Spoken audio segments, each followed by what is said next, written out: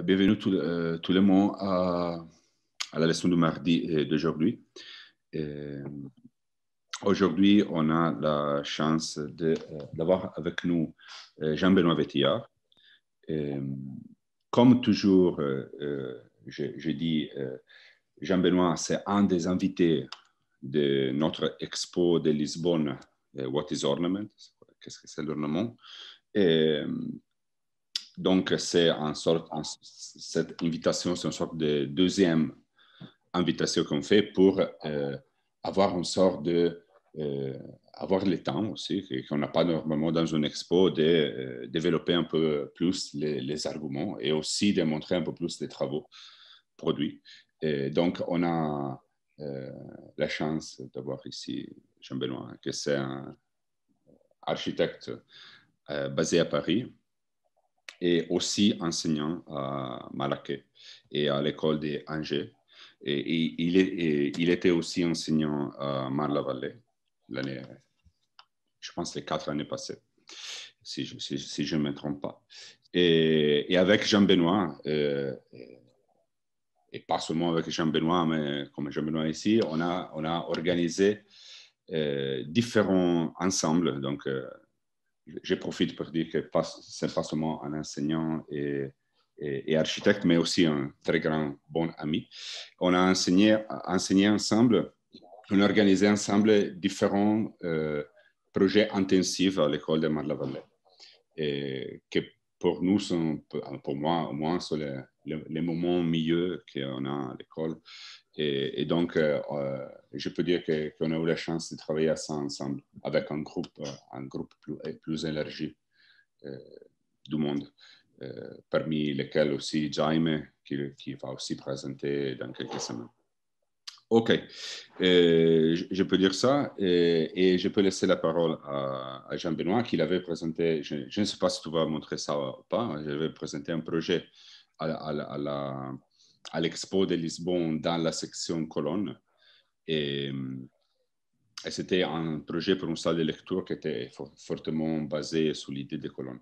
Donc, on va voir si Jean-Benoît va montrer ça. On n'a pas discuté de ça, mais quand même, je te laisse la parole et j'invite au préalable les étudiants à poser des questions à la fin.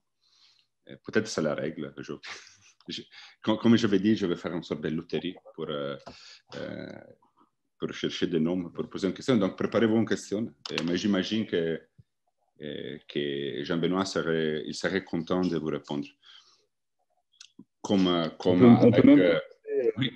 avec Costantino la semaine passée, on a des architectes plutôt qui aiment parler de leur travail et sont, je vais utiliser ce mot, friendly architects.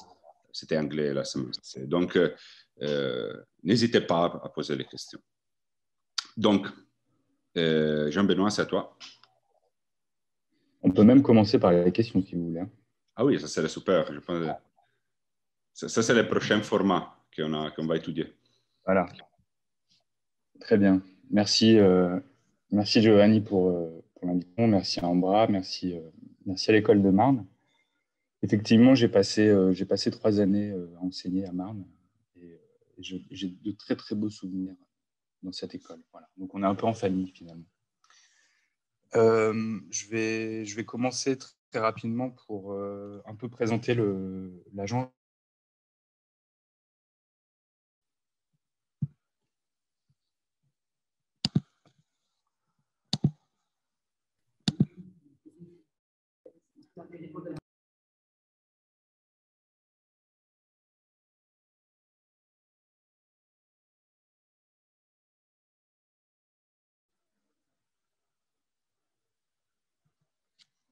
Est-ce que vous m'entendez? Ouais, ok. Bon, très bien. Donc voilà, donc effectivement, je m'appelle Jean-Benoît Vétillard, je suis architecte à Paris. L'équipe actuelle est composée donc, de Eugenio Nuzzo et Alex Roux.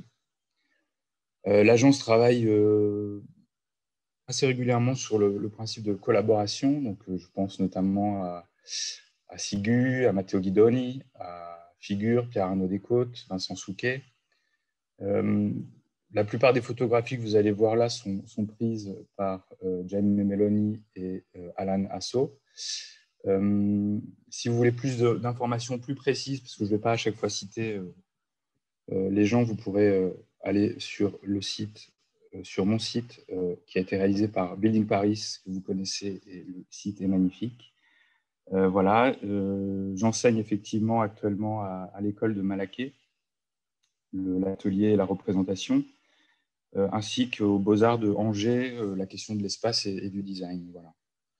Donc l'invitation donc à la fois à la triennale et aujourd'hui à parler d'ornement m'oblige à me poser la question finalement, puisque je n'ai pas le sentiment de travailler l'ornement comme une posture volontaire. C'est quelque chose qui apparaît au fur et à mesure des différents travaux, parfois comme une évidence, parfois comme un élément de langage ou comme la possibilité d'une narration supplémentaire au projet.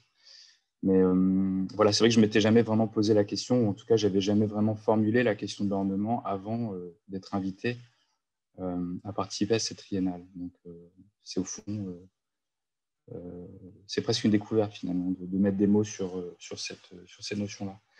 Ce que je peux simplement dire,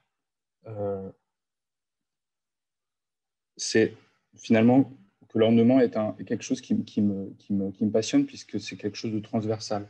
J'ai le sentiment que c'est quelque chose qui déborde le champ des arts, le champ de autant l'architecture que le design, que l'industrie, que l'artisanat, que le graphisme. Ça, c'est un premier point, la transversalité de l'ornement. La question également de la contradiction, où à la fois l'ornement, c'est quelque chose, c'est un sujet qui est populaire, qui est à la fois captivant et qui en même temps, j'ai le sentiment, repousse. C'est une notion qui souvent appelle à la contradiction, une certaine forme d'ambiguïté. Ça, c'est un autre point qui m'intéresse dans la question de l'ornement. C'est à la fois un vecteur de savoir potentiel, d'émotion, de narration, mais c'est aussi un élément qui peut être assimilé parfois comme un élément gratuit, comme un élément méprisable. Donc voilà, c'est toujours cette limite-là que je trouve assez intéressante à aborder, à explorer dans le cadre d'un projet. La question de l'ornement également, c'est une sorte de valeur supplémentaire. Ce que je dirais un peu quand on va manger une pizza, c'est un peu le supplément. C'est quelque chose qui... c'est à la fois un supplément, ça peut être une métamorphose, ça peut être la possibilité de rendre une forme animée. Voilà, donc c'est autant de possibilités. Il y a un autre élément qui, à mon sens, est déterminant sur la question de l'ornement, c'est que finalement, j'ai le sentiment que c'est un élément connexe qui permettrait de passer d'une échelle architecturale à l'échelle de l'objet. Voilà, et donc c'est encore une fois dans cette possibilité de transversalité, de passer d'une échelle à l'autre assez simplement par le biais de l'ornement, et finalement presque de créer une forme d'architecture au sein même de l'architecture. Voilà, donc c'est autant de notions auxquelles je trouve l'ornement s'attache et auxquelles je suis particulièrement sensible. Après, j'ai une question qu'on pourrait poser au commissaire, qu'on pourrait poser à Giovanni et à Ambra. La question que je me pose, c'est est-ce qu'il existe au fond des sociétés qui auraient pu exister sans ornement? Ça, je ne sais pas. Voilà.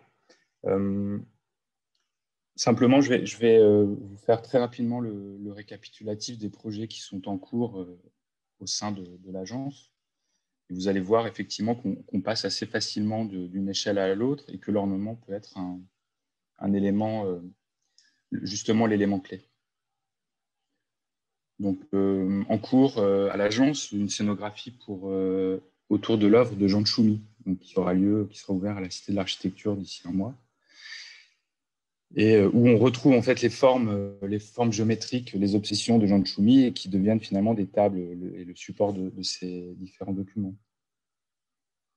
Une fonderie au sud de Rennes, où là, il est question finalement de produire un espace de monstration en fait, d'un système de production qui est assez impressionnant. Aller dans une fonderie, c'est un peu aller dans l'enfer de Dante, avec le feu, avec le bruit, avec la chaleur. Voilà, l'idée étant de montrer et de retranscrire en fait l'activité interne d'une fonderie. Ensuite, il y a un projet qui va venir pour le mois de juin à Bruxelles. C'est un kiosque, en fait, un pavillon pour l'éducation dans le cadre du festival Archiweek. Donc là, ce que vous voyez, oui, c'est une lampe, mais en réalité, le projet sera construit et la ligne verticale que vous voyez fera 7 mètres de haut. Donc la structure au sol sera en fait composée d'assises des personnes. Une maison pour 5 avec une surface au sol de 23 mètres carrés dans Paris. Une scénographie pour les AJAP 2020 qui sera ouverte au mois d'octobre, et où là, il est plus question de travailler sur un principe d'atlas et de rassemblement de médiums, donc d'images, de maquettes, et produire comme ça des rassemblements, plus que le principe de stand classique. Un équipement public en Champagne, un équipement socioculturel et sportif. Et puis un travail sur la requalification d'espaces urbains, industriels dans Paris. Voilà, projet à venir. Donc différents projets qui se font là avec Sigu, avec Figure, avec Pierre Arnaud Déco. Donc voilà, encore une fois, ce travail collaboratif. Ma structure étant toute petite et finalement cette possibilité de travailler à plusieurs me permettant d'accéder à différentes échelles, parfois beaucoup plus grandes. Ah oui, j'ai oublié aussi une maison à Bagnolet, Génal. Voilà, donc ce que je voulais faire finalement, pour vous raconter l'ornement à l'agence, j'ai fait une sélection de 2 projets qui sont des projets de recherche, donc qui sont des projets en gestation, qui sont des projets en cours, et puis une série de projets uniquement réalisés. Voilà.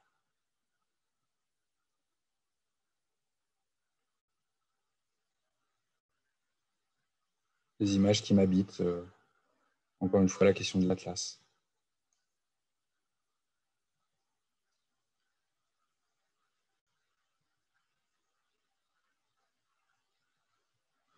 Voilà, le premier projet dont je voulais vous parler, c'est un projet que j'appelle Altana.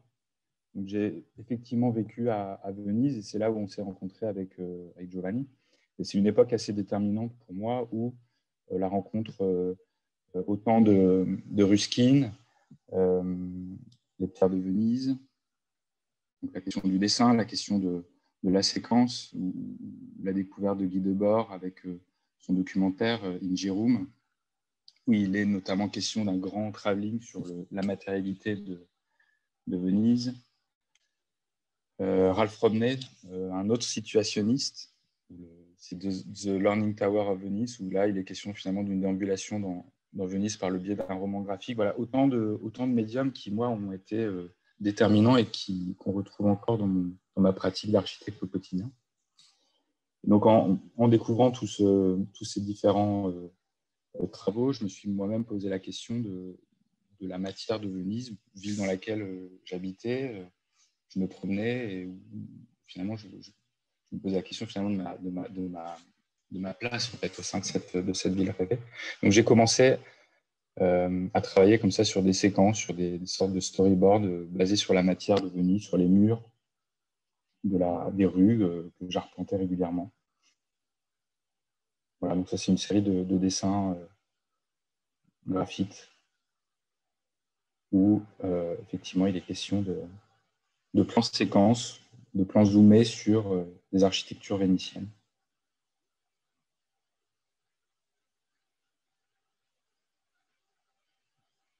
Voilà. Et donc les séquences que vous voyez étaient extraites d'un dessin unique. Et en fait, en travaillant sur cet exercice, finalement, je me pose la question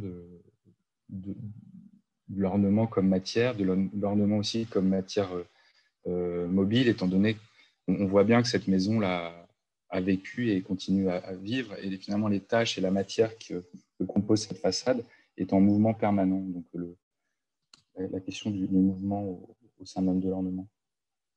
Après, il y a un travail sur la question de la syntaxe.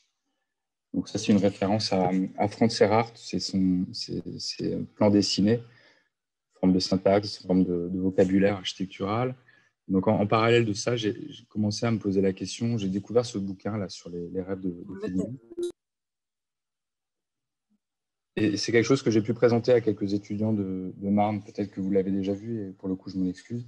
Donc le livre de mes rêves, pardon, de Federico Fellini, peut-être que vous le savez, il avait l'habitude de dessiner ses rêves au réveil, et donc de produire cette série de planches comme ça, autant écrites que dessinées, avec des fragments d'architecture, des choses comme ça qui apparaissaient avec beaucoup d'abstraction.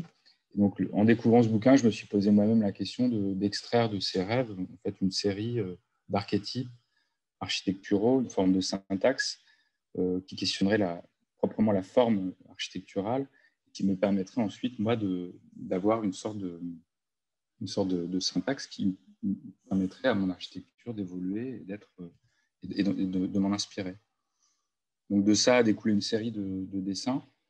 Donc là que vous pouvez voir, donc à chaque fois des petits fragments architecturaux avec à chaque fois des scénarios qui en découlent et par la même occasion des formes. Et ces formes-là, en fait, c'est un travail qui a commencé il y a 3 ou 4 ans à l'agence, là qui est en stand-by parce que beaucoup de travail, mais c'est des choses, des formes qu'on voit réapparaître régulièrement au sein des projets. Voilà, chaque dessin est en fait composé des sortes de couple entre le dessin et la forme, entre la maquette et le document 2D.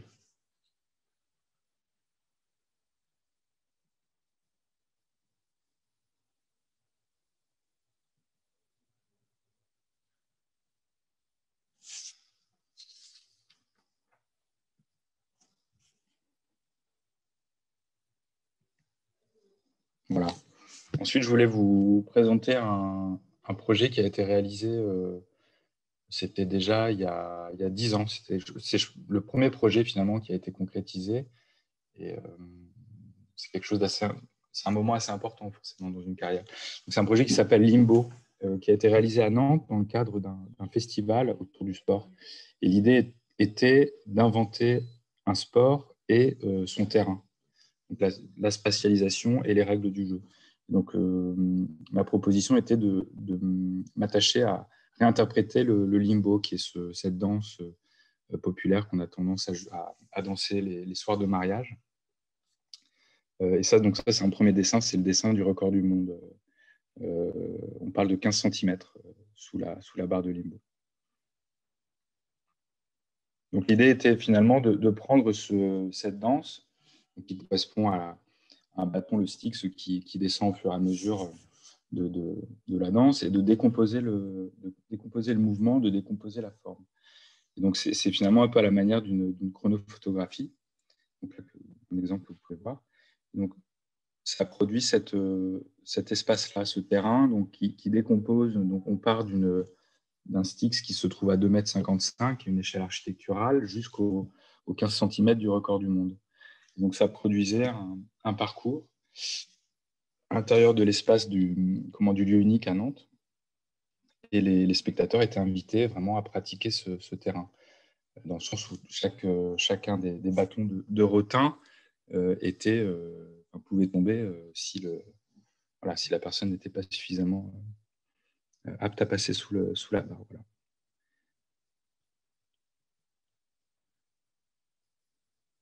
Donc ce projet, finalement, il questionne le motif, c'est-à-dire que au moment de la décision d'assembler comme ça le rotin avec des petits éléments rotules qui permettent de maintenir le support, en fait, ce détail-là se répète, on va dire, à l'infini et produit une sorte de trame spatiale à l'intérieur de laquelle le spectateur doit évoluer.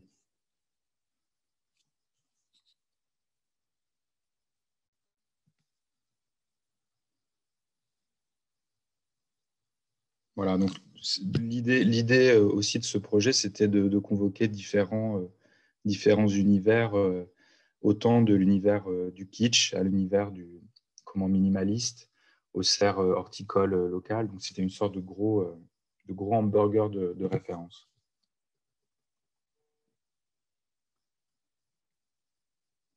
Ensuite, donc l'autre projet, c'est le projet qui s'appelle le Banquet gaulois, qui a été réalisé dans le cadre d'une biennale en Belgique, à Courtrai. Et l'idée était d'imaginer un restaurant éphémère, donc sur la durée de cette biennale de, je crois, 15 jours.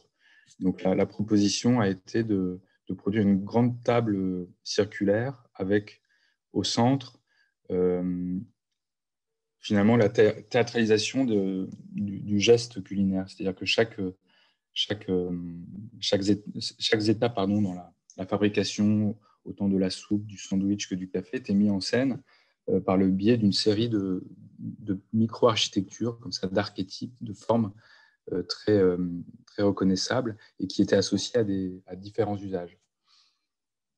Chacun de ces objets étant également défini, associé à une matérialité, qui était donc là celle du marbre, mais ce marbre-là n'était pas marbre massif, on était sur une feuille stratifiée. Donc on est vraiment sur un motif qui vient s'appliquer un peu à la manière du Memphis Group sur des formes.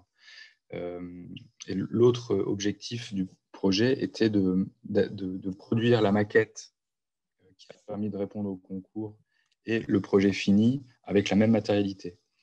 Donc là, c'est des photos qui ont été prises dans une carrière à proximité de Milan et qui vont des photos de matière et qui ont permis autant à produire la maquette du concours que l'objet fini.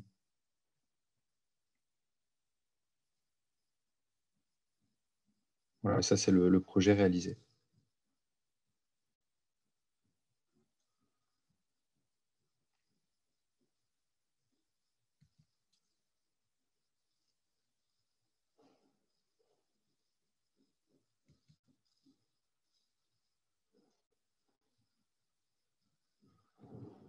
Voilà.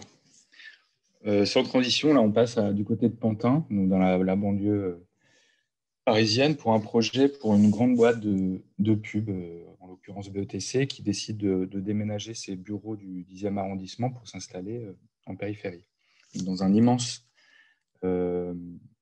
bâtiment au bord du canal et dans un tissu urbain bien particulier, extrêmement hétérogène. Voilà le bâtiment dans lequel s'inscrit le projet. Et donc, moi, j'ai été invité à réfléchir à des aménagements intérieurs, une sorte de série de mobilier devant répondre à un cahier des charges assez précis d'usage, espace de réunion, espace de travail concentré, espace, on va dire, confidentiel pour signer des contrats, enfin, voilà, une série d'usages et de formes qui devaient s'inscrire au sein de grands plateaux vides, en fait. Ce projet rapidement m'a inspiré comment dire, Cage et ses notation books qui m'ont donné l'intuition en fait de produire une série de formes complémentaires. C'est un peu finalement partir d'une partition et d'imaginer un rythme. Et donc la série des 4 objets donc, qui ont été réalisés chacun environ à 25 exemplaires pour habiter la totalité des surfaces qui équivaut de mémoire à 6000 m², vont permettre aux différents collaborateurs d'avoir différents usages à proximité de leur bureau. On est sur un principe de flex office. Donc ça, c'est un premier dessin, une sorte de dessin totémique qui représente l'ensemble des 4 modules.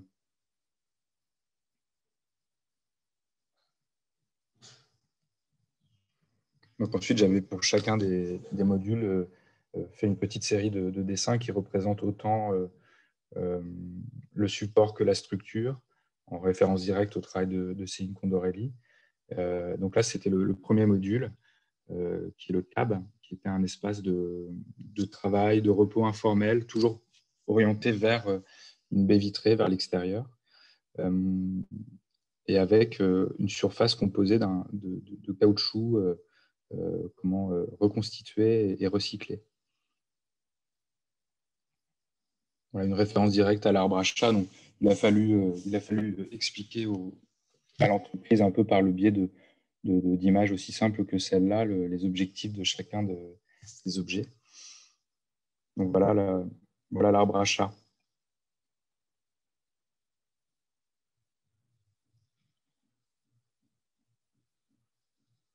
Avec une question notamment sur l'ergonomie, où finalement cette cale en bois qui est posée au sol répond au fond à la totalité des questions. Ensuite, il y avait le F1 qui était un espace de travail et de concentration pour une personne, donc un espace hyper ergonomique et qui devait profiter du stock de tables laisses de Jean Nouvel. Ils en avaient une quantité extraordinaire. Donc, j'aurais proposé pour ce mobilier-là déjà d'empiler 2 tables Jean Nouvel, les unes sur les autres, produisant un premier espace, et ensuite de compléter ce premier geste par un rideau périphérique pour créer ce filtre. Donc voilà les dessins explicatifs. Voilà les objets dans l'espace. Donc pour produire un filtre périphérique à la fois capable d'un accès sur tout le pourtour et en même temps créer une certaine intimité, voilà, il a fallu faire quelques recherches, mais au fond, la recherche, elle était plus dans mes souvenirs. Encore une fois, mes souvenirs de Venise où j'avais un boucher charcutier qui avait sur le pas de porte, comme ça, ces grands rideaux qui servent à protéger la viande des insectes, des mouches. Et donc, ma proposition a été d'utiliser ce principe-là pour le mobilier BETC. Donc voilà, on voit ces F1 apparaître comme ça ponctuellement dans l'espace, un peu comme des objets végétaux, des sortes de lianes jaunes. Et voilà l'intérieur. On voit donc le plan de travail de table dessiné par Jean Nouvel et un pied sur la gauche de l'image. On voit le pied de la table qui se situe au-dessus de l'atmosphère lumineuse que peut proposer ces rideaux. Ensuite, il y avait le TGV, donc là, qui était un objet de confidentialité qui était complètement clos et isolé d'un point de vue phonique du reste de l'espace.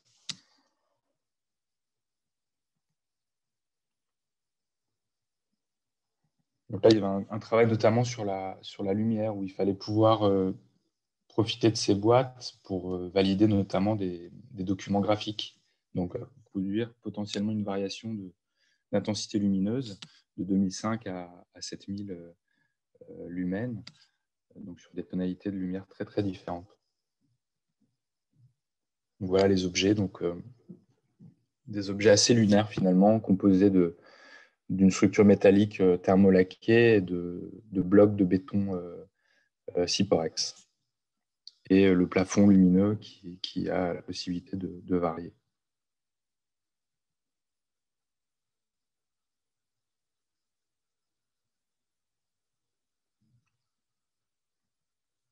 Et pour terminer, le U6, donc, qui était lui un espace de réunion pour 6 personnes, avec des supports d'affichage donc sur l'intérieur, qui là en l'occurrence produisait une sorte d'intimité visuelle.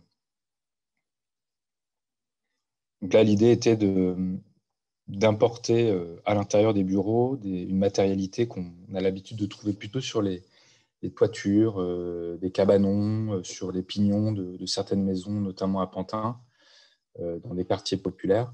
Donc là, ce sont ces surfaces en goudron qui font le faux semblant de l'ardoise. Donc une référence évidente à Site.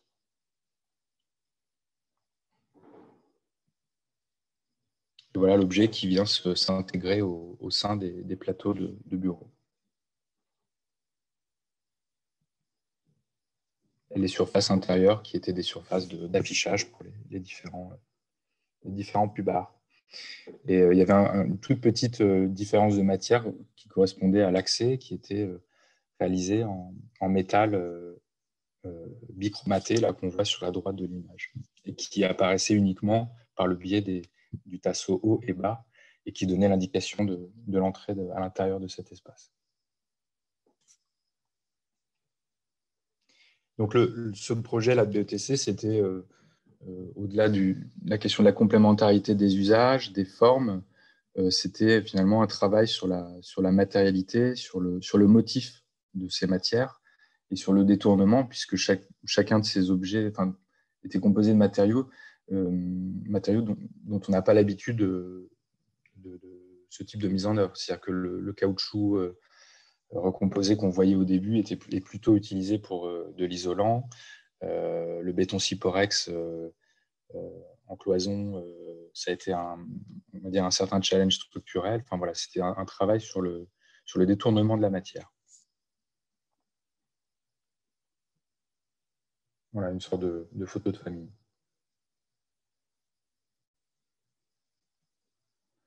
Ensuite, on passe sur un projet qui a été réalisé au Palais de la Porte Dorée, bâtiment que vous devez connaître, qui a été réalisé au moment de l'expo coloniale internationale de 1930-31 par la Prade. Donc, c'est un bâtiment assez incroyable en termes de décoration, en termes de mouvement, de forme. C'est extrêmement chargé, mais c'est aussi ce qui lui donne cet aspect complètement rêvé. Donc l'idée était de produire dans le cadre d'un festival qui était l'envers du décor, une série de meubles qui pourraient s'adapter aux différentes fonctions et aux différents événements du festival qui avaient lieu sur 3 jours. Donc concerts, théâtre, lecture, danse, apéritif, etc. Donc on est parti sur un mobilier donc, qui s'appelle le multiple, qui a la possibilité de se décomposer totalement et donc de répondre aux différents scénarios. Une sorte d'atlas de forme. Voilà. Évidemment, cette forme, et même d'un point de vue chromatique, c'est un écho direct à l'architecture dans laquelle s'inscrit le projet. Donc là, on voit notamment les compositions graphiques sur les murs, omniprésentes, l'hypermatérialité du site, sur les sols, même sur les menuiseries. Et puis notre projet qui vient se glisser parfois de façon très neutre à l'intérieur de ces surfaces graphiques.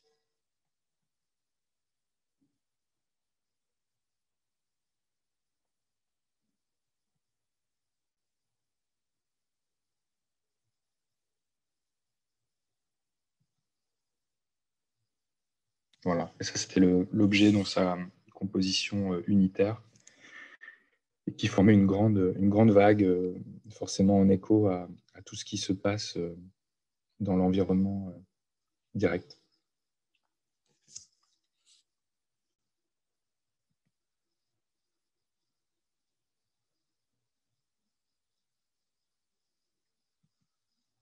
Ensuite, c'est un autre projet finalement dans un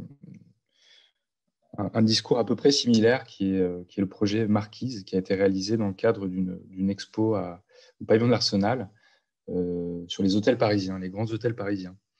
Donc, j'ai été invité à réfléchir à la question du lobby, de façon plus large, à la question de la transition entre l'intérieur et l'extérieur de l'exposition.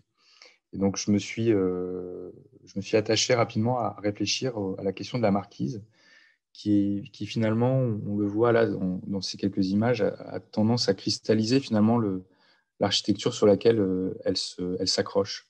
Donc la marquise, finalement, je l'ai un peu pris comme une sorte de manifeste architectural à sa propre échelle, qui symboliserait le passage entre l'intérieur et l'extérieur, entre la rue et la partie rêvée du lobby.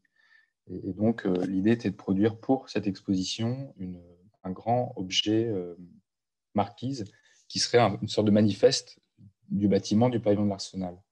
Donc très rapidement a été posée sur la table l'idée de travailler sur la forme de cette grande baie vitrée semi-circulaire que vous trouvez sur la façade du pavillon, qu'on voit en haut du dessin, et d'utiliser cette forme comme une trame, comme la trame de l'objet fabriqué.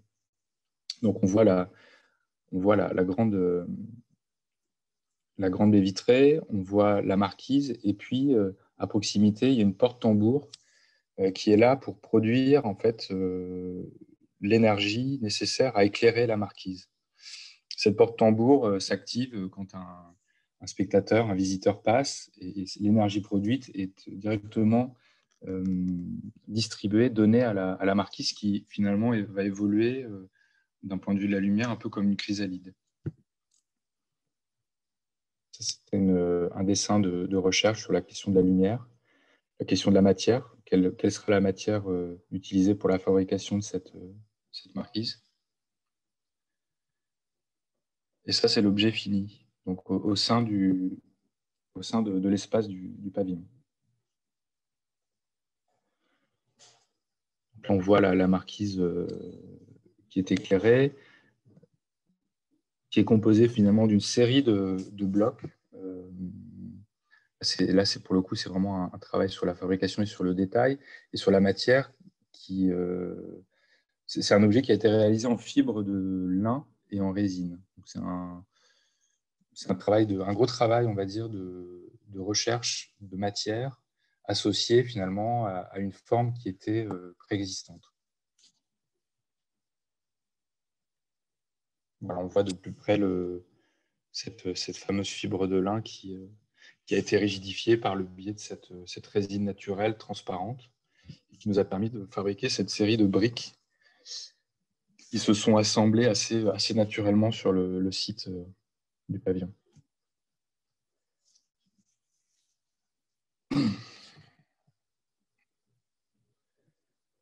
Voilà, et la porte-tambour, qui était un peu dans son coin et qui a été activée assez régulièrement.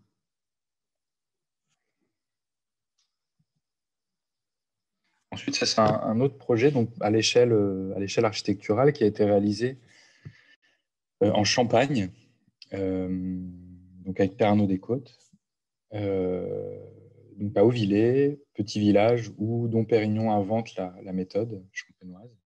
Donc un lieu extrêmement riche d'histoire, un site qui est classé UNESCO, autant pour son histoire que pour son paysage.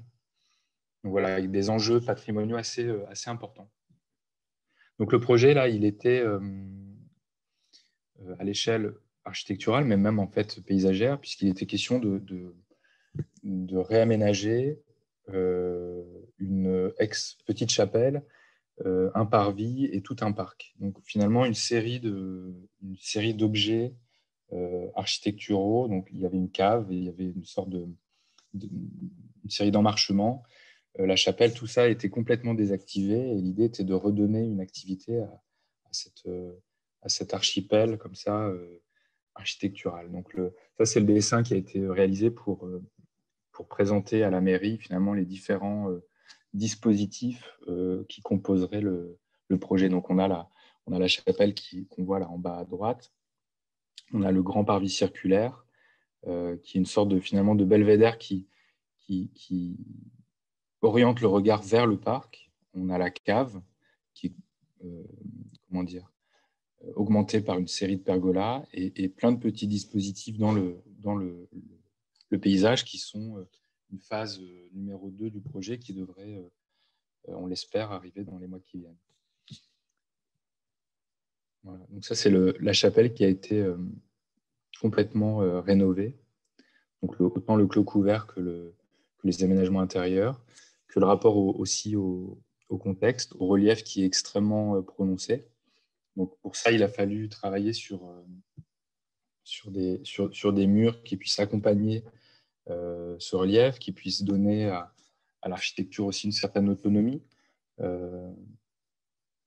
Donc on voit par exemple ce mur courbe qui donne au parvis de la chapelle un espace propre. On a ce muret épais qui fait le distinguo entre la rue et le parvis et qui nous permet de retravailler le relief pour produire un parvis le plus plat possible et permettre des usages multiples. On devine la pergola là au milieu du paysage qui vient étirer la cave qui est redevenue accessible. Et puis ce belvédère là qui fait la courbe et qui réoriente le regard vers le parc. Voilà. Au niveau de la chapelle, donc une grande ouverture a été recréée, plein sud. Et c'est une sorte de fenêtre finalement sur l'activité de cette petite chapelle qui peut accueillir des soirées de discussion, des événements de dégustation le 14 juillet. Donc voilà, c'est une sorte de petit théâtre. Petit théâtre. L'intérieur de la chapelle, donc on a décidé assez rapidement de conserver finalement la matérialité et toute sa fragilité, les motifs que produit cette superposition d'enduit, cette superposition d'histoire, et même le chantier, hein, on voit l'oculus au sommet qui a produit cette forme de ciment au sein d'un pignon existant. Donc voilà, on a décidé de traiter à la chaux l'ensemble des murs existants et de simplement avoir une dalle béton au sol et puis un panotage en okoumé au niveau de la toiture.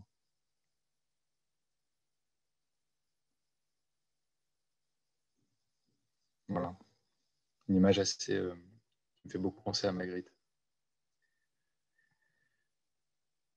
Un autre projet encore, d'une autre échelle, à l'échelle d'un appartement de 60 mètres carrés à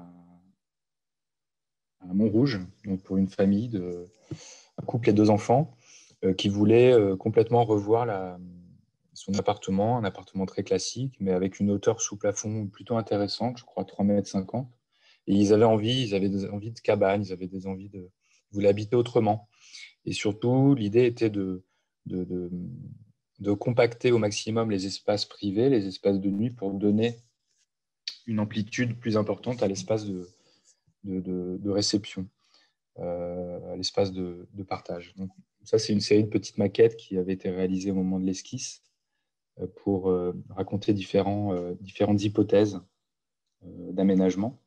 Et c'est finalement la troisième qui a été retenue. Un dessin de recherche également là, qui commence à donner, à voir ce meuble estrade composé de marches de rangement, d'alcôves, et puis également une cuisine qui vient se glisser dans les espaces disponibles.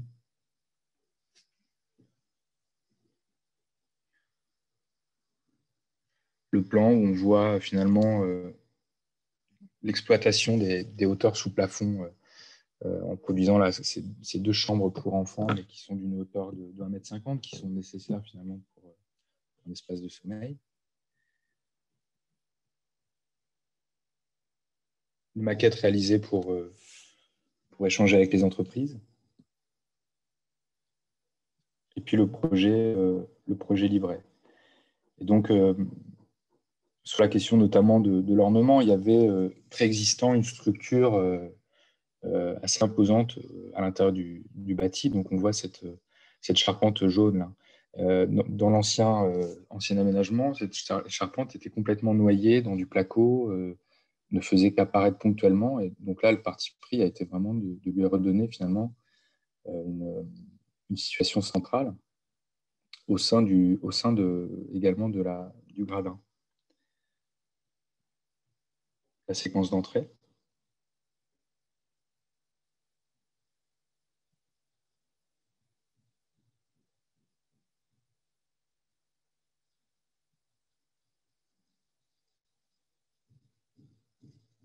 Le point de vue sur le gradin. L'alcôve des parents. L'alcôve des enfants.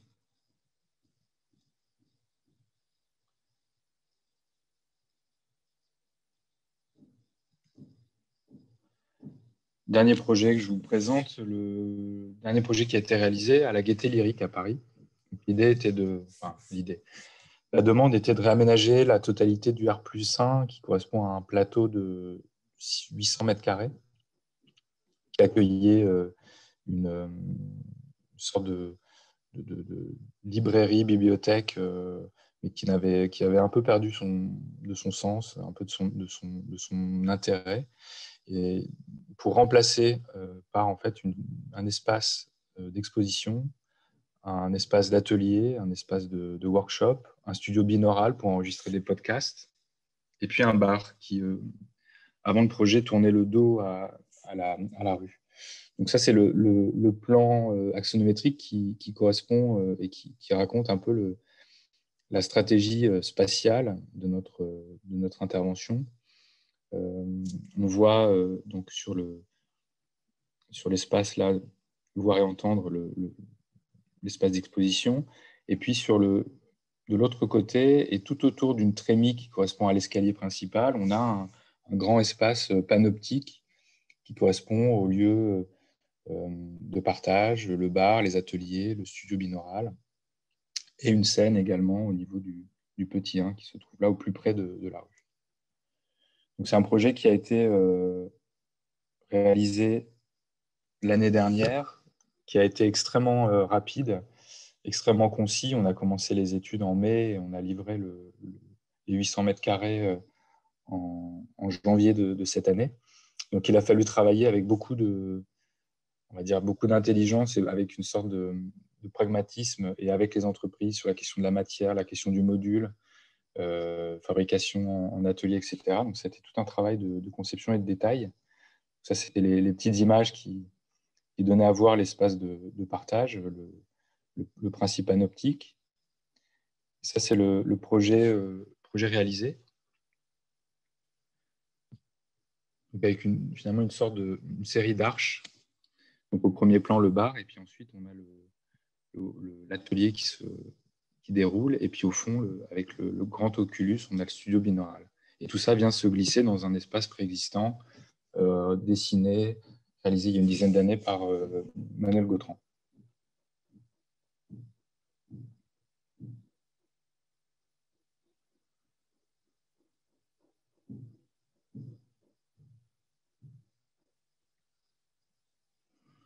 Sur la question de la matière, donc il fallait réfléchir à des modules qui puissent apparaître et disparaître assez rapidement, assez simplement pour une modularité du site. Donc on est parti sur des structures donc, composées de panneaux bois, de bouchons, donc qu'on voit apparaître en plus sombre, et puis de surfaces métalliques brossées qui permettent également, on va dire, un entretien relativement simple.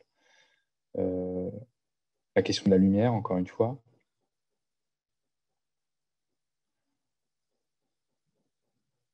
Sur la question de la matière, donc là, c'est du métal qui a été vibré de façon manuelle. Et donc, pour ça, on a fait appel à un artisan, un ferronnier d'art, qui a, lui, l'habitude d'appliquer des techniques extrêmement traditionnelles. Et là, en l'occurrence, on lui a demandé de faire l'opposé de ce qu'il a l'habitude de faire, c'est-à-dire que son geste d'artisan apparaisse finalement sur la matière.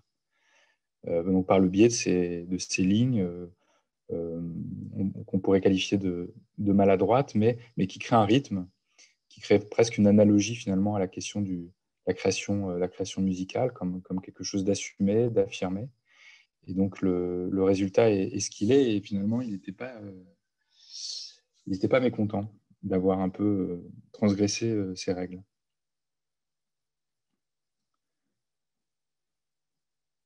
Voilà, l'intérieur du studio binaural, avec la question de la lumière, la possibilité de variation, la mise en scène, encore une fois.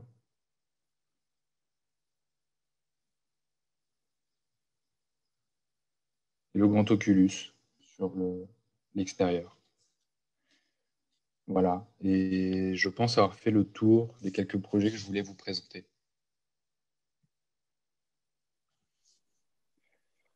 Merci, Jean. C'est magnifique. Je pense que d'avoir la chance de voir tous ces... On se rencontre, on dit souvent, mais on n'a jamais l'occasion de voir toute cette production ensemble. Je pense que c'est vraiment magnifique.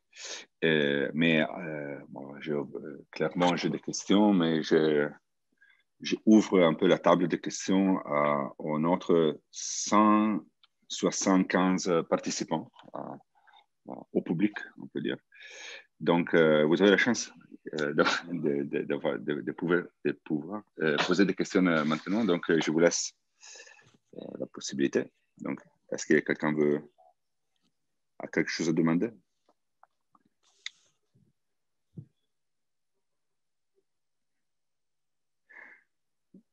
Alors, oui, bonjour, Magnifique. Je vais prendre le pas, peut-être que ça donnera des envies aux autres. Déjà, merci pour la présentation. J'avais une interrogation par rapport à votre travail.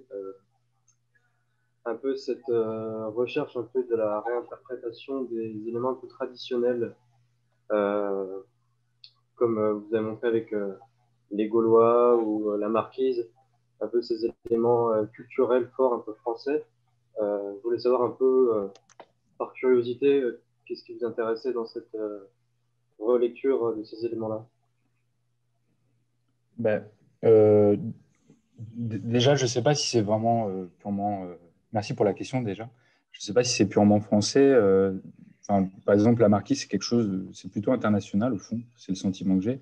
Mais si on peut parler du banquet gaulois, ce qui était intéressant là, c'était de se poser la question de la hiérarchisation de ces gestes, le fait de manger au coude à coude, et puis surtout le fait de ne pas, surtout pas cacher l'acte de la préparation, de la cuisine, et de mettre en scène finalement absolument tous les éléments. C'est-à-dire qu'on voulait même que les poubelles soient positionnées au centre même de l'espace, posées à côté du frigo, le dos du frigo était visible. Enfin, on assumait finalement la totalité des réseaux. Il y avait finalement quelque chose d'assez punk en fait au sein de cette biennale qui était assez proprette finalement. Donc c'était plutôt côté banquet, c'était plutôt la question de la hiérarchie. Comment on produit un grand moment commun convivial, et finalement on invite également les personnes qui font à manger à cet événement, quoi. C'est quelque chose de global. Après, c'est vrai qu'il y a des obsessions, autant dans le banquet, donc cette grande table, que les formes centrales qui sont des archétypes, et j'en ai parlé un peu au début. Idem pour la marquise, ce demi-cercle qui, au fond, est une sorte de récurrente. Mais il y en a d'autres au sein de l'agence. C'est des obsessions, et je pense qu'il faut les assumer comme telles et travailler avec. Ça marche, merci.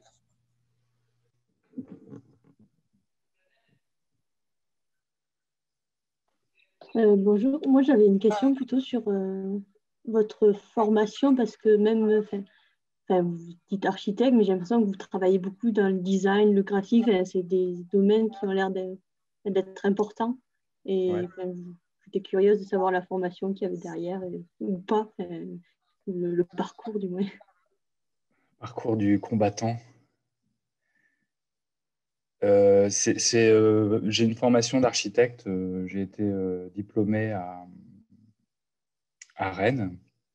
Et puis après, j'ai travaillé pour des agences. Et c'est peut-être ça aussi, la chose déterminante, c'est que j'ai eu la chance de travailler. Par exemple, mon premier job, c'était chez Bloch à Nantes. Et c'est des architectes, si vous connaissez leur travail, qui questionnent encore, pour le coup, cette transversalité entre l'architecture, l'échelle du bâti, de l'équipement public, et jusqu'à la question scénographique, la question de l'objet.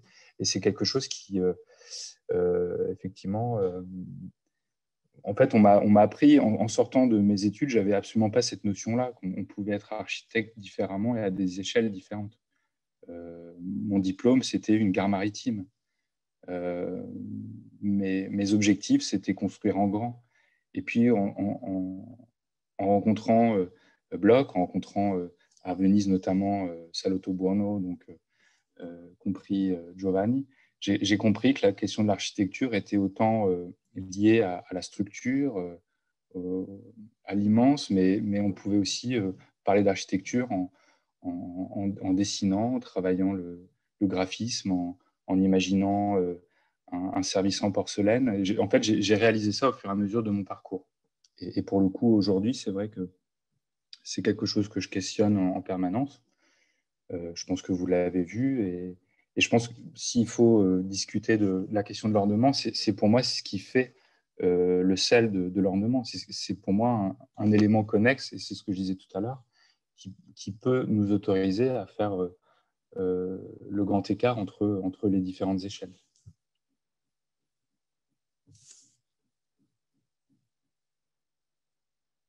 C'était l'architecture au sein de l'architecture. C'est-à-dire la possibilité comme ça de faire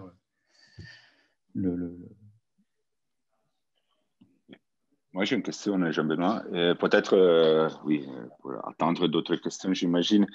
Mais donc, je pense que ton travail, c'est une réflexion très sérieuse et très approfondie sur l'archétype, la question de l'archétype.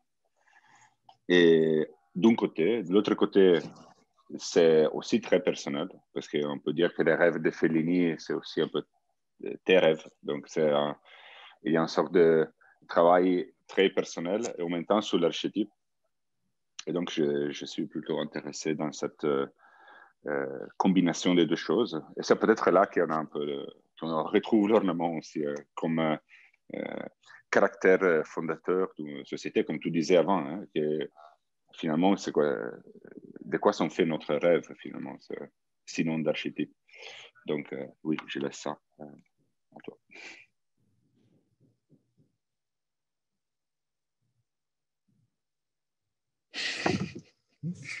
Mais c'est quoi la question? Non, la question c'est pour la relation entre le personnel et l'archétypal dans ton travail. Mais c'est peut-être c'est un commentaire, Jean-Benoît, c'est pas vraiment une question. Hein. Non, Je trouve ça dans les deux. Ben c'est un travail. L'architecture, c'est un travail c'est un travail de création, et la création, elle est forcément liée à ce qu'on vit au quotidien. Et je parlais tout à l'heure des obsessions, c'est quelque chose, il faut pas aller contre, il faut aller avec.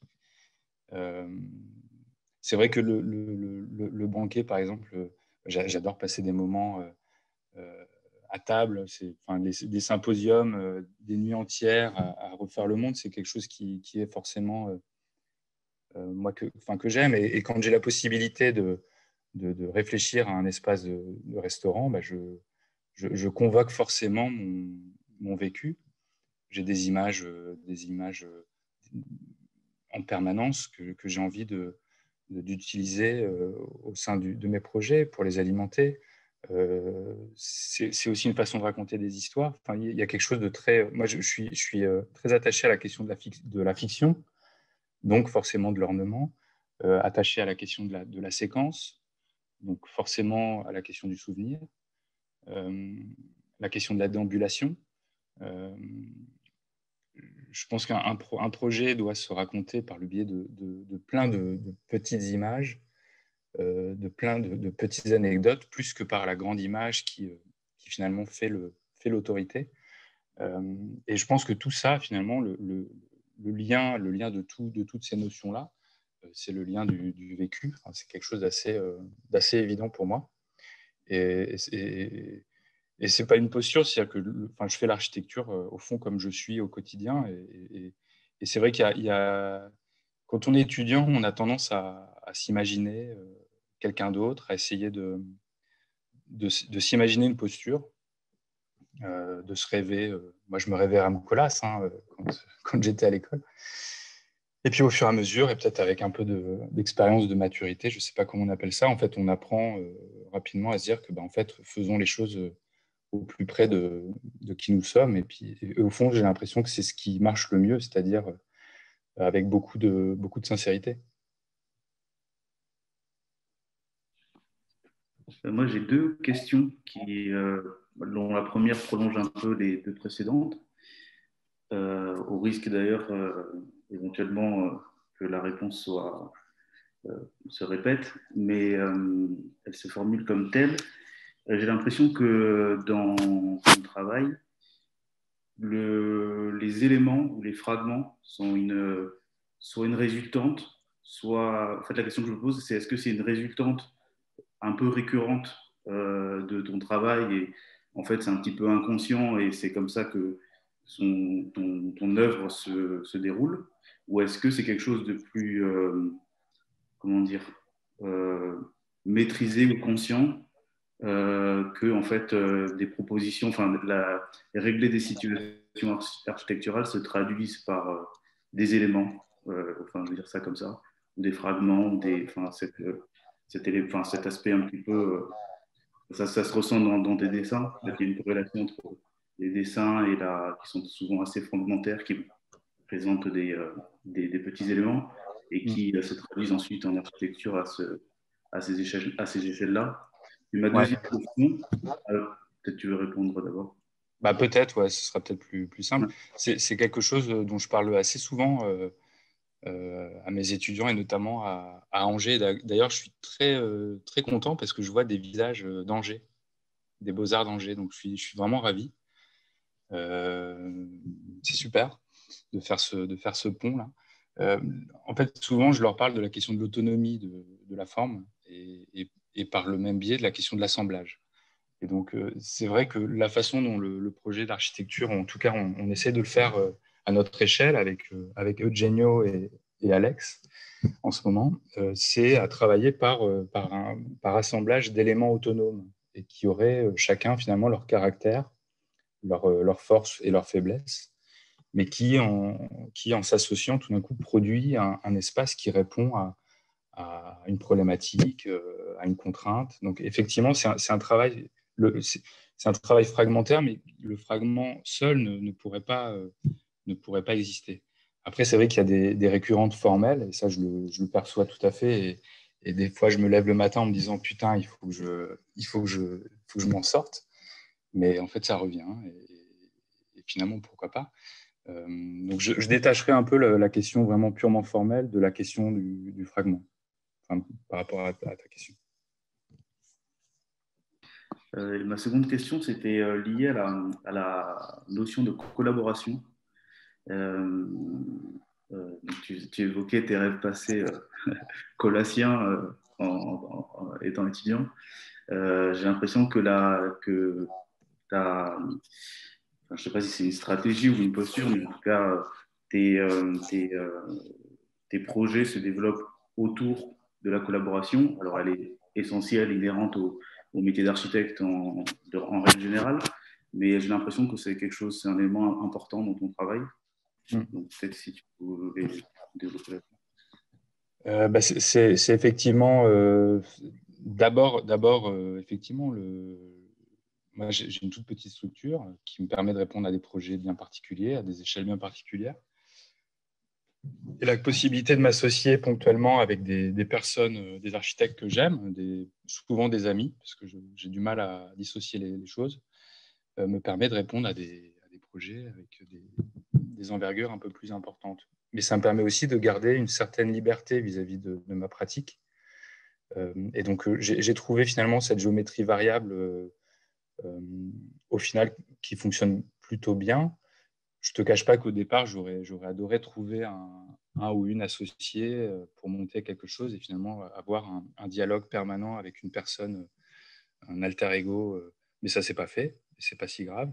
Et donc, je multiplie effectivement les collaborations avec des architectes parisiens, mais aussi internationaux, régionaux. Et c'est vrai que c'est un vrai plaisir. C'est quelque chose, c'est la possibilité aussi de rencontres permanentes. On parle des collaborations avec l'architecte, mais je pense que je pourrais parler finalement de la même manière des artisans avec qui je travaille. C'est la même chose, quoi. C'est à chaque fois des découvertes, des savoir-faire, d'autres obsessions qui, mises les unes avec les autres, oui, souvent produit des étincelles. Donc voilà, c'est effectivement un format d'agence, une petite agence qui est capable assez facilement. C'est une certaine souplesse, en fait.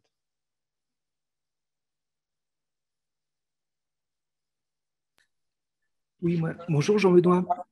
Salut. Je voulais te poser, merci d'abord pour ta conférence, et je voulais te poser la question. Souvent, l'ornement, la source, c'est un objet concret qui n'est pas architectural, la feuille d'acanthe, le bucrane chez les Grecs, par exemple. Et dans la tradition, ces objets, ils avaient une forme bien cernée, ce qui leur permettait de assez facilement s'inscrire dans le registre ornemental. La question que je voulais te poser, c'est aujourd'hui, avec nos objets de la vie quotidienne qui deviennent de plus en plus immatériels, en tout cas certains, est-ce que toi, tu penses qu'il y a une difficulté ou une facilité à convoquer cet univers contemporain et à le transformer en ornement? Je pense justement que la dématérialisation des choses nous incite de plus en plus à nous rapporter à des formes naturelles, biologiques, et à s'en inspirer. Enfin, moi, par exemple, je trouve fascinant l'association entre un iPhone posé sur une bûche en rusticage au bout de Chaumont. J'adore cette rencontre-là complètement impossible qui devient possible. Donc, par rapport à ta question, je pense que ce qui se passe et qui est évident, cette dématérialisation, j'ai le sentiment, va nous amener, en tout cas pour certains, à nous rapprocher encore plus de la question de la matière et du formalisme et du motif biologique. Tu parlais des feuilles, effectivement. Mais est-ce que tu ne penses pas, par exemple, qu'il y a aussi toute une gamme qui est absolument nouvelle, qui relève plutôt des effets qui sont immatériels, qui peuvent servir... Ouais. J'étais frappé de voir que tu utilisais beaucoup les néons à la manière de Dan Flavin. Ouais. Et là, on voit que ce n'est pas une gestalt qui est convoquée, c'est plutôt un halo, c'est quelque chose de beaucoup plus immatériel, mais toujours dans quelque chose d'accompagnement. Et dans ce sens-là, aussi, qui participe de l'ornement, parce que c'est quelque chose qui vient en plus, qui vient enrichir. Donc, et je pense que le son aussi peut devenir un ornement. Enfin, moi, j'ai le sentiment qu'on est dans une époque où le registre ornemental quitte celui du signe graphique gestaltiste, enfin, quitte ou en tout cas s'enrichit d'autres choses. Enfin, je voulais avoir ton sentiment là-dessus aussi.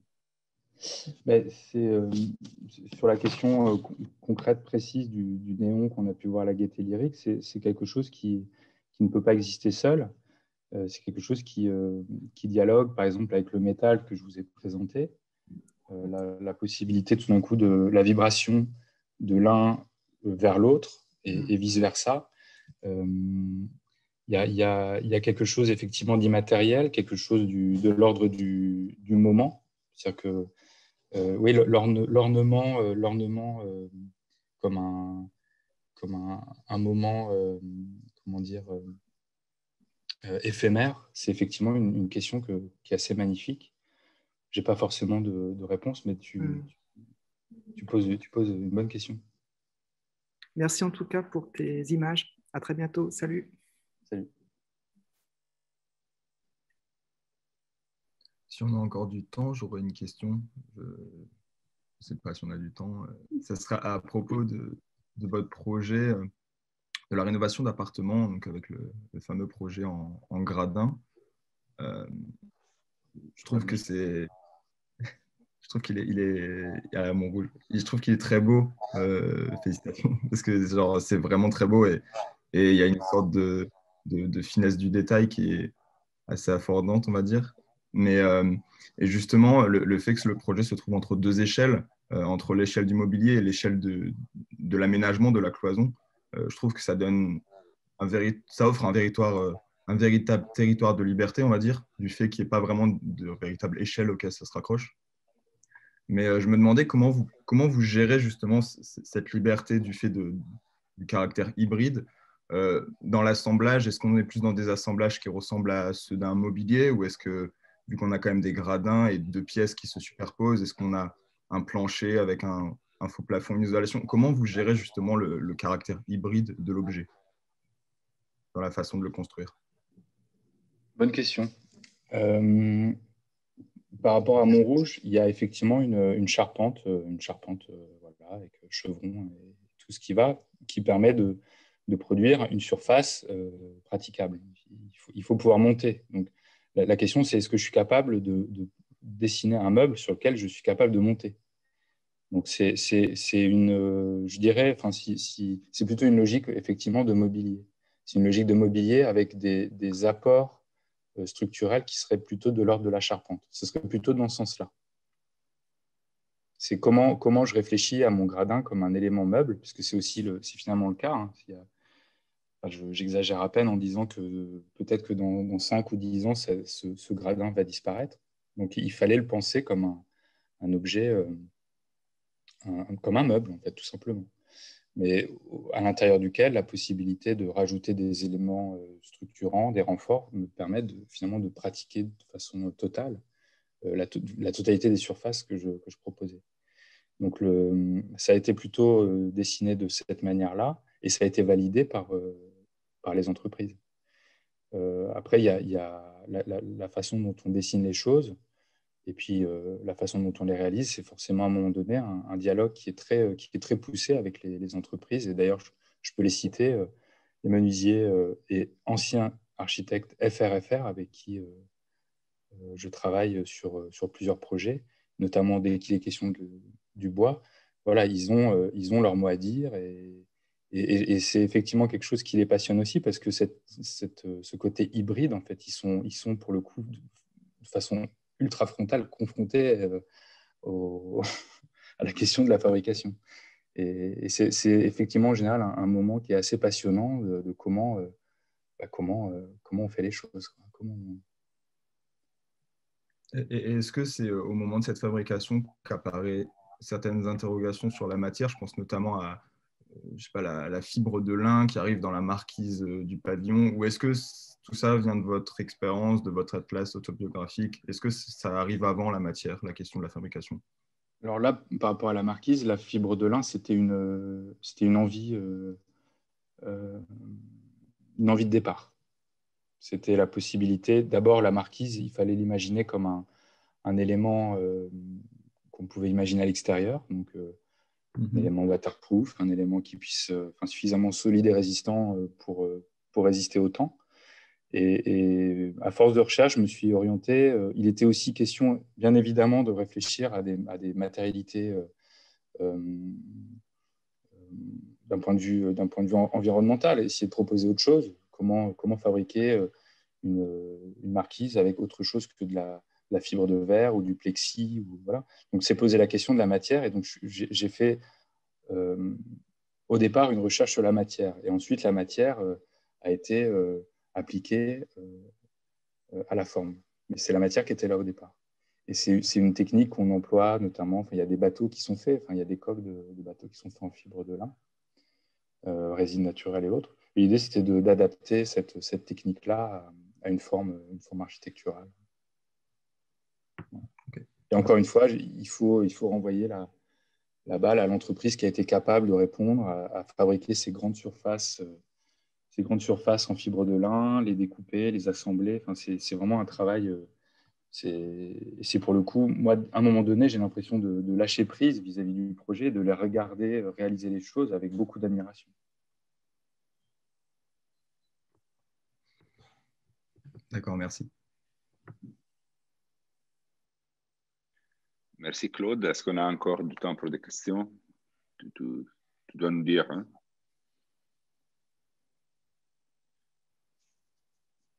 Peut-être une question et une dernière. Oui. Il y a quelqu'un qui a écrit quelque chose. Bonjour Jean-Benoît, je ne peux pas activer mon micro, mais j'ai quelques questions. Je les lis avec mon accent, excusez-moi. Est-ce que vous concevez la fabrication d'une image comme une entité autonome à part entière? Est-ce que la fabrication... On peut faire des réponses rapides. Est-ce que la fabrication de ces documents graphiques, ces travaux sur les archétypes par exemple, fabrique aussi selon toi ton architecture? Alors, la question de l'autonomie de l'image, complètement. C'est-à-dire qu'il faut que chacune des images, et c'est vraiment aussi le grand challenge d'une jeune agence d'architecture, c'est de réussir à travailler, à produire des documents qui soient à la fois praticables pour les entreprises, pour les clients, mais aussi pour communiquer sur son travail. C'est à la fois une exigence au quotidien de produire des documents qui seront amenés à être tous montrés. C'est une exigence, mais c'est aussi un gain de temps. Donc, la question de l'exigence graphique à l'agence, elle est là. Et effectivement, chaque document, chaque dessin doit avoir sa propre autonomie. C'est quelque chose d'hyper important. Et encore une fois, on est une toute petite équipe. Il y a Eugenio Nuzzo, d'ailleurs, qui enseigne à Marne et avec qui on travaille depuis plus de 3 ans. Et Alex Roux qui est là. Et c'est une discussion au quotidien, la question de l'image. D'ailleurs, Sage comme une image, c'était aussi une petite... voilà. Bref, ensuite, est-ce que la fabrication de ces documents graphiques fabrique aussi son...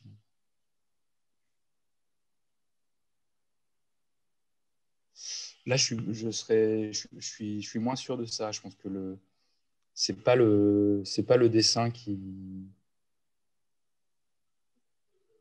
J'ai envie de répondre non. Voilà. Est-ce qu'au final, ces images, ces documents graphiques sont aussi à considérer comme des ornements? Bonne question. Bonne question. Oui, au final, on peut les imaginer comme des ornements, puisque c'est des choses qui peuvent glisser potentiellement d'une surface à l'autre. C'est des choses qui nous habitent, c'est des choses... Pourquoi pas? Pourquoi pas? Alexis Le Gallo, mais je crois qu'on se connaît.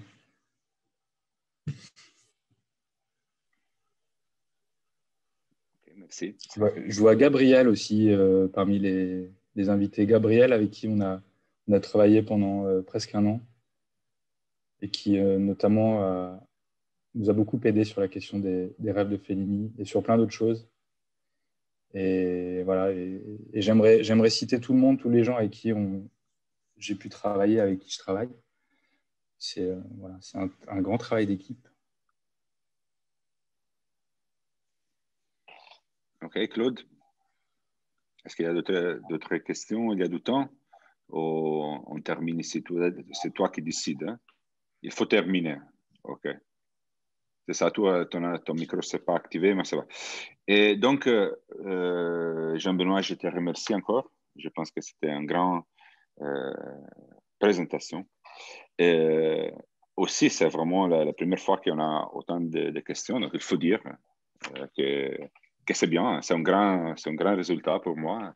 Et je n'ai pas dû faire la loterie que j'avais dit au début. Donc, je pense que je suis content de ça aussi.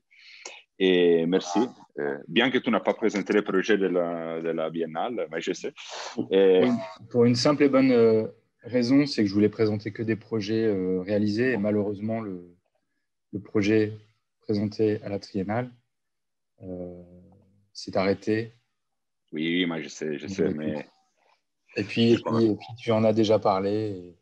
Ah oui, moi je sais déjà tout. Ça va. Il faut acheter les bouquins. Oui. Donc merci encore. Et avec tout le monde, je pense que je voudrais tout te remercier. Et on se voit encore le mardi prochain avec Francesca Torz et après les autres mardis avec les autres invités. Donc, oui, à mardi prochain et merci Jean-Benoît encore. Merci pour l'invitation et bonjour à Cathy. Au revoir. À bientôt. Merci. Merci à tous.